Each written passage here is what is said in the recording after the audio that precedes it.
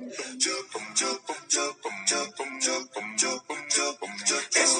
a Bíblia, estudar a Bíblia, estudar a Bíblia na escola dominical.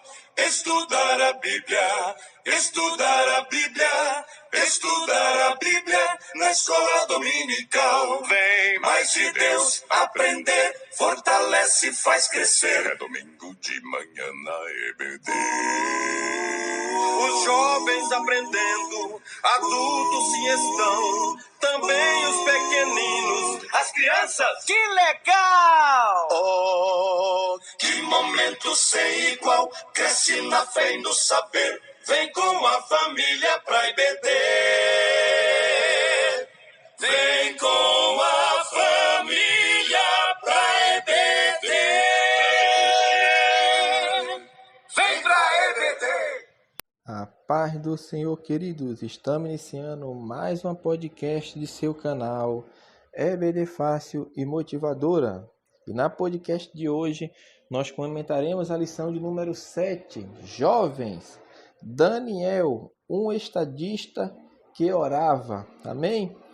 Não se esqueça, meus amados irmãos, que está sempre nos ouvindo, nos acompanhando, fazendo nosso teste online, baixando os testes em PDF. Não se esqueça, você que ainda não é inscrito em nosso canal, de nos abençoar com a sua inscrição. Compartilhe também esse podcast, meu amado irmão, entre os jovens de sua igreja, entre os professores, para que tenham conhecimento de mais um subsídio da sua escola bíblica dominical. Amém?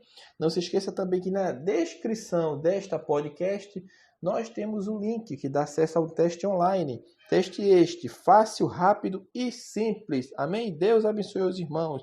Vamos lá, lição de número 7. Daniel, um estadista que orava. O primeiro tópico da lição, o autor fala: educação de Daniel e de seus amigos na corte babilônica. Na lição passada, nós estudamos sobre um profeta chamado Jeremias, o profeta que pregou, que profetizou, foi um homem de Deus, um profeta de Deus que levou a mensagem de Deus ao povo de Judá, que o povo seria levado cativo pela Babilônia, e eles não queriam dar ouvido, principalmente o rei que reinava na época que aconteceu o sítio, quando Nabucodonosor marchou e sitiou Jerusalém, levando todos cativos, na primeira leva de cativos que aconteceu, meus amados irmãos, no ano 606, 607, aproximadamente entre esses anos, antes de Cristo, onde houve a primeira leva de cativos para a Babilônia, porque teve 3 levas de cativos. Uma foi entre 606 e 607 a.C., a segunda leva de cativos aconteceu no ano 597 a.C., e por fim, quando Nabucodonosor veio sobre Judá, sobre Jerusalém, destruiu tudo, inclusive o templo de Deus, destruiu tudo no ano de 586 a.C. Então, nesta primeira leva que Nabucodonosor levou cativos para a Babilônia, ele levou de Jerusalém a elite. A elite em que sentido, meu irmão? A elite de pessoas que estavam ligadas a realezas, homens intelectuais, inteligentes. Levou, como nós falamos no nosso dias atuais, levou a nata. Levou o que havia de bom. E Daniel estava incluso, não só Daniel, assim como seus amigos e outros jovens. Porque a Bíblia fala que foram levados muitas pessoas, não foram apenas aqueles jovens. Mas na lição que nós estamos estudando, inclusive nas Sagradas Escrituras, mostra que quando Daniel vai chegar na corte, assim como os teus 3 amigos que receberam o nome babilônico, quando chegaram lá, assim como Daniel também recebeu o nome babilônico, que isso era uma coisa utilizada na antiguidade para mostrar domínio sobre aquela pessoa, sobre aquele povo. Então, toda pessoa que era levada cativo, que era escravizada, normalmente, aquela pessoa tinha o nome trocado para mostrar que aquela pessoa tinha um domínio, passou-se para ter um domínio de outra pessoa. E assim aconteceu também com Daniel e seus 3 amigos. E o que esperava Daniel e seus 3 amigos? Imagine só, meu amado irmão, o rei Nabucodonosor vem a Jerusalém e leva apenas a nata cativa. Imagine como aqueles jovens iam no caminho pensando em sua mente: o que será de nós? Iremos trabalhar forçosamente, seremos escravos, trabalhando à luz do sol radiante do meio-dia, passando necessidade e fome. Mas aconteceu o contrário. Quando eles chegam na corte de Nabucodonosor, eles são separados e vão comer da iguaria do rei. Imagine, meu amado irmão, o impacto que teve aqueles jovens quando chegam lá esperando o pior acontecer sobre a sua vida, no sentido físico, no sentido humano, porque no sentido espiritual eles iriam perder muito caso cedessem às artimanhas do inimigo, porque o inimigo oferece o que é bom para os jovens, oferece o que é agradável aos olhos. Mas tudo isto é concupiscência da carne, que vai levar a veredas, meu irmão, de caminhos de morte. Mas Daniel, assim como os três amigos, eram jovens, aproximadamente entre 18 a 20 anos, que tinham compromisso com o Deus de Israel. E é oferecido aquelas iguarias, o melhor que o rei tinha. E a Bíblia fala que apenas esses 4 jovens que recusam este alimento.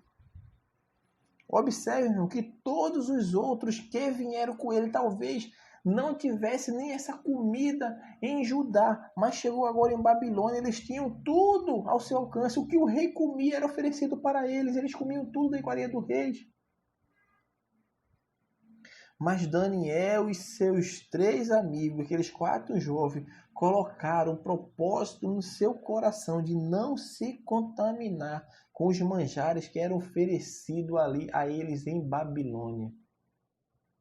E Daniel toma a frente e vai ao serviçal maioral do palácio e lança sobre ele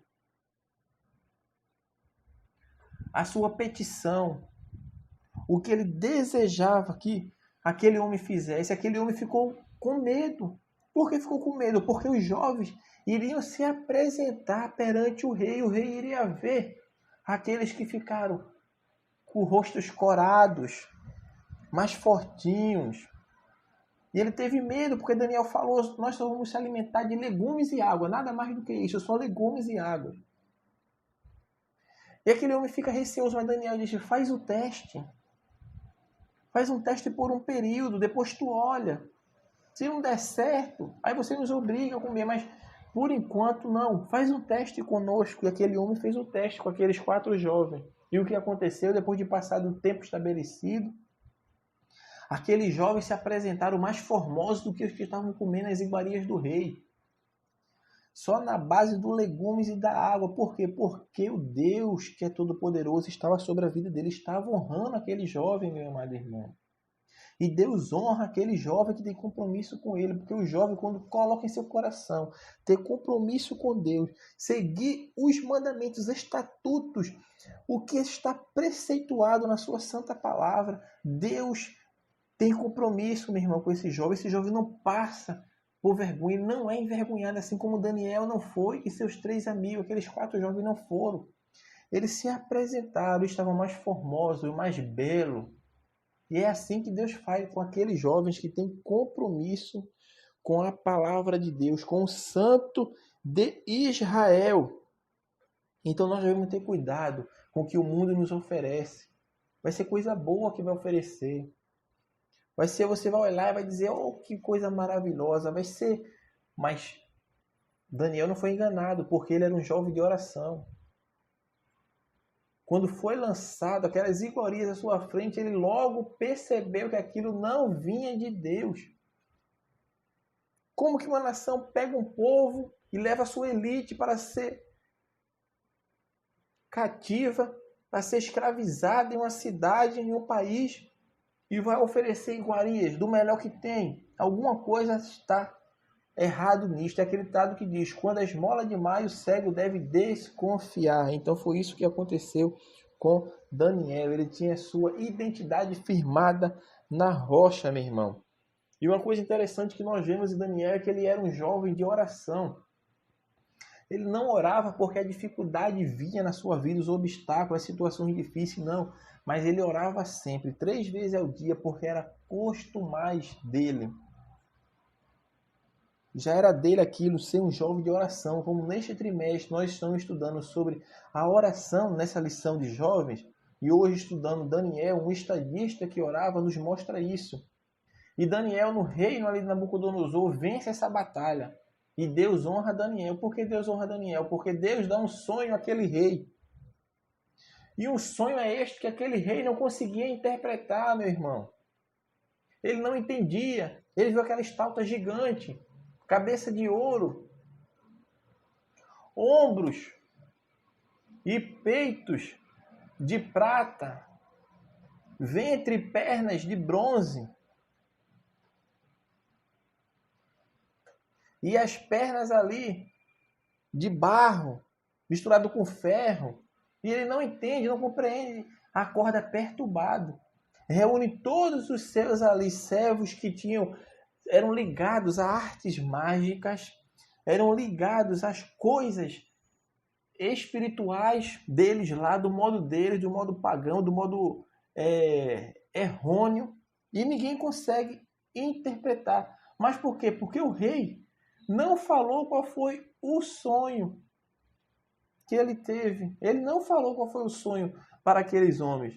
Ele chama os homens e ele fala, porque se eu falar o sonho para vocês, vocês podem me enrolar, falando da interpretação falha, alguma coisa.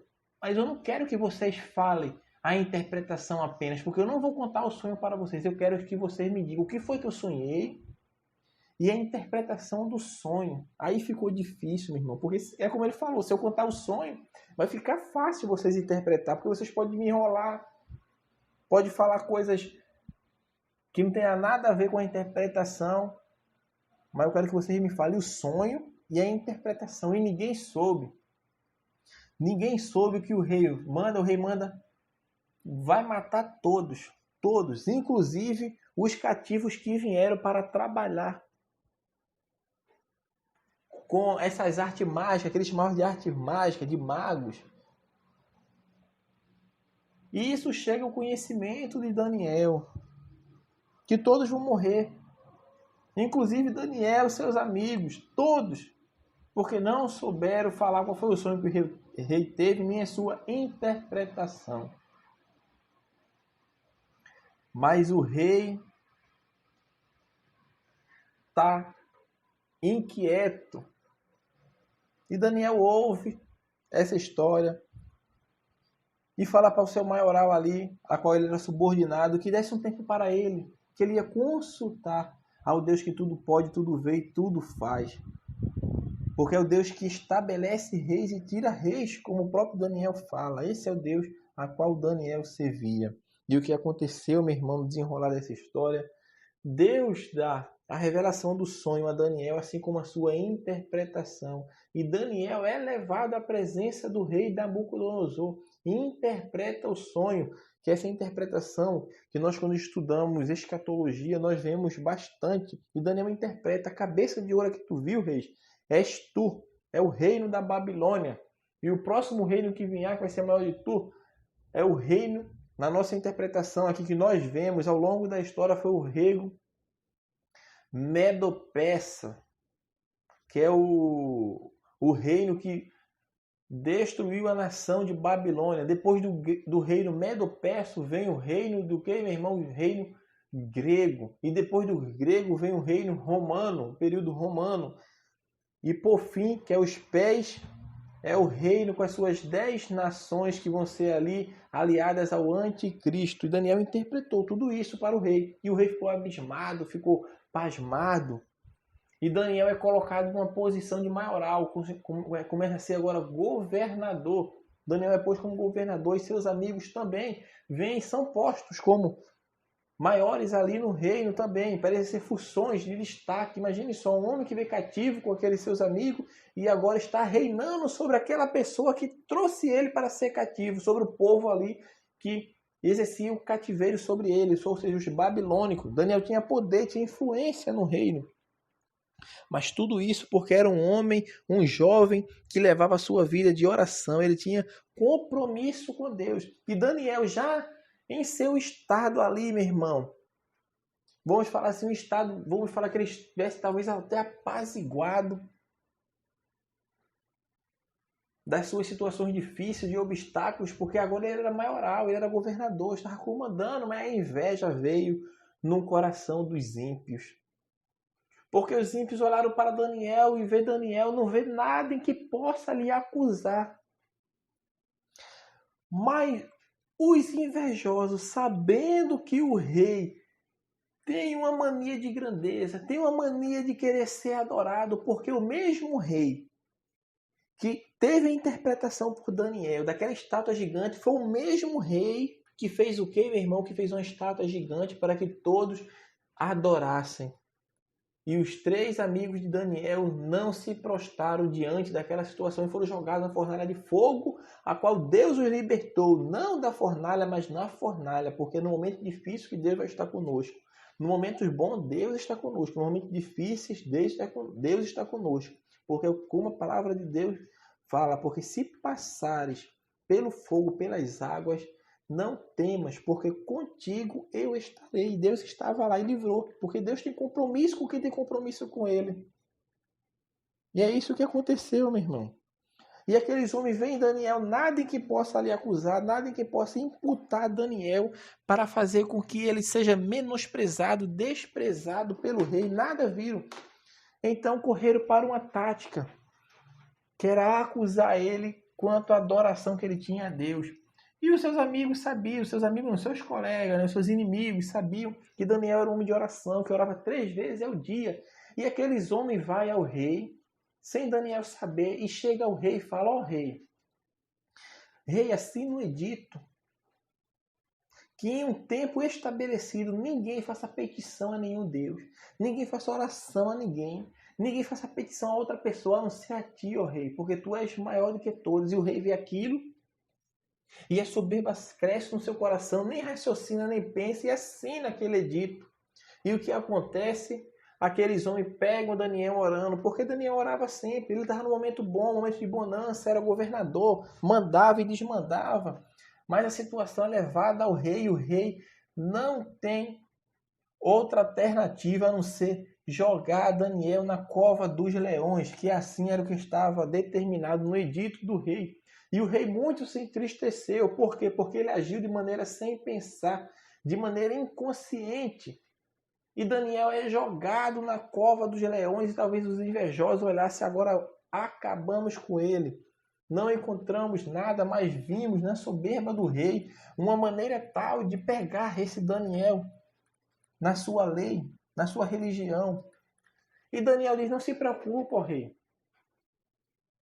Não se preocupa. E Daniel é jogado na cova dos leões. No outro dia, bem cedinho, o rei já vem. Daniel, filho do Deus, servo do Deus Altíssimo, se estás vivo, fala, responde. E Daniel, vive o rei. Tá vivo, Daniel? Tô vivo.